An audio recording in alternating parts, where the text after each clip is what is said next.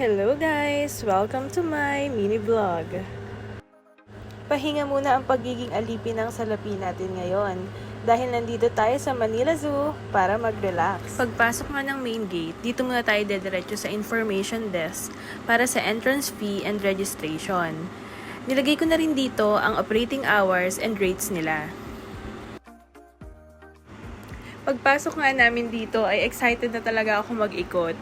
Dahil nung last na napunta ko dito ay nung bata pa talaga ako. Kaya tara, samahan nyo kaming mag-ikot at mag-enjoy dito sa Manila Zoo at makita ang iba't ibang uri ng animals na meron dito.